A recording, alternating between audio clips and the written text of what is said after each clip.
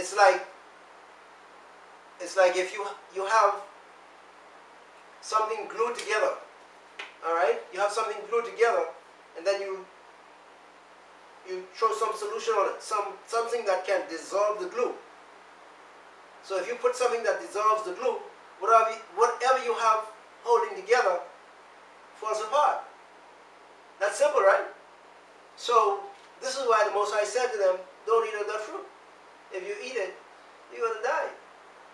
Now the fruit wasn't poison in itself, but the point was disobedience to the Most High, breaking His laws. Anytime we break the command of the Most High, we are inviting death, because it means that we are separating ourselves from Him. It seems simple, but it's very profound. If you break His commandment, that means you have a difference of opinion. You don't want to listen to what He says. You want to have your own way. And then you're going to put some action to it. You got to put some action to it. First, you're going to disagree in your mind, like you have the woman here in verse 6 of chapter 3 of Genesis. You know, she saw this tree was good for food. All right? First of all, the serpent gave her an opposite thought to say that ye shall not surely die. Opposition. So your conception of thought is different to the Most High. And when that happens in the spiritual realm of being, there begins to come a separation. And then you're going to begin to follow some action according to what you're thinking. That's what the woman did there. She followed some action. She took some action. She ate of the fruit. And so the eyes of them both were open.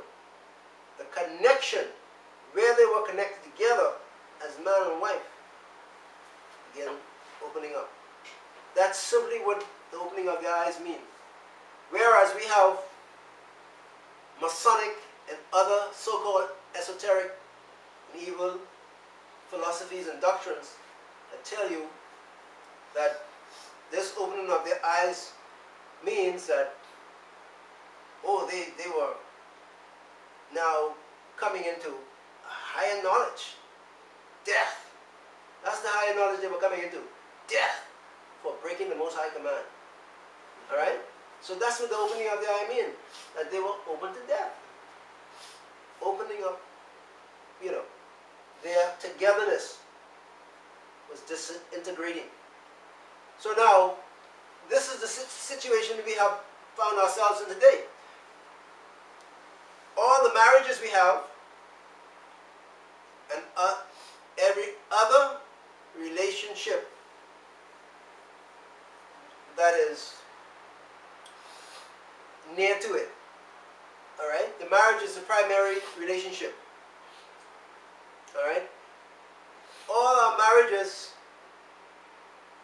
follow the pattern of the first couple, Adam and Eve. So what we're having in our relationships is this continual opposition, suggestions by Satan himself and wicked evil spirits, speaking to the women, giving the women suggestions and ideas how they could, or how they can disobey the Most High. So the fact is that the problem we are having is twofold, as we have begun to show you already. Once the woman saw that this tree was good for food, once she believed Satan that you're not going to surely die, you're going to die. So she's in opposition now. From that moment she ate that fruit, she set herself in total opposition to the Most High. That's the pattern the women are following today. That's why our marriages are in so much trouble, or is in so much trouble. Because under the Old Testament, as we would say, I guess, the way that we have been conducting ourselves in a relationship is after the pattern of the man and woman in the garden. And so the woman took the first step away from the Most High.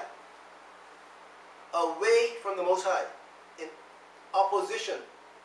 In direct opposition from the Most High. And what you have is, because the man sympathized with her,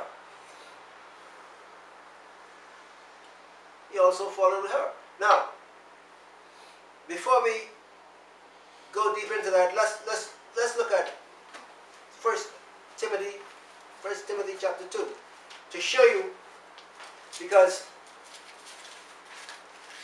many people say, well, Adam was such a weakling. And this is what the women would say, you know. And this is what they're using against man today. They think Adam was such a weakling in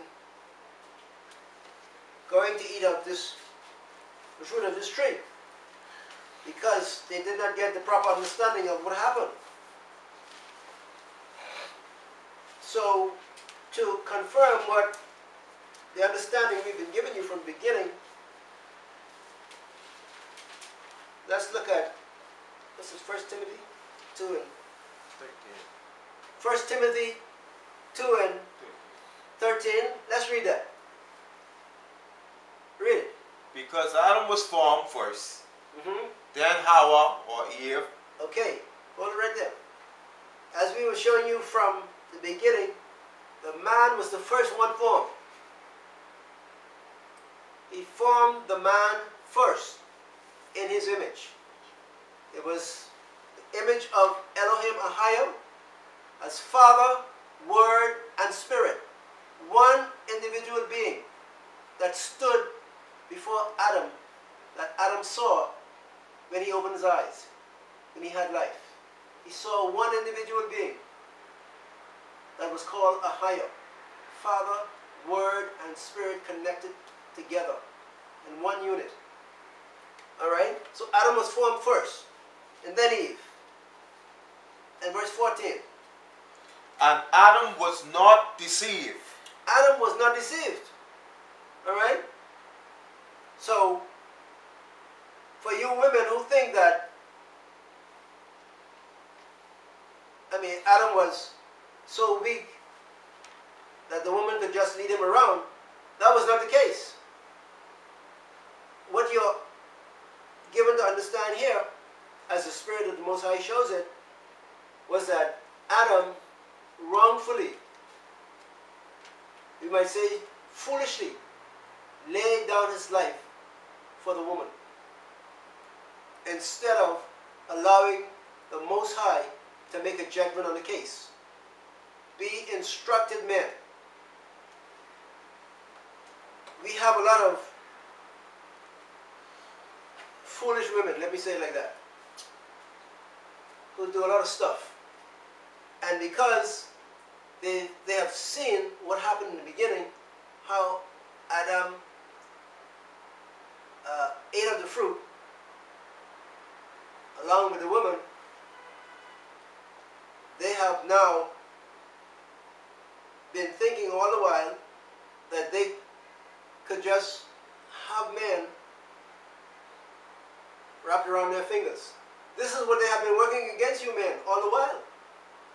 That fallen nature that came about because Adam, instead of holding his ground as a man, he chose to give his life for the woman. Now, all this understanding is only available to us now because the Most High had determined way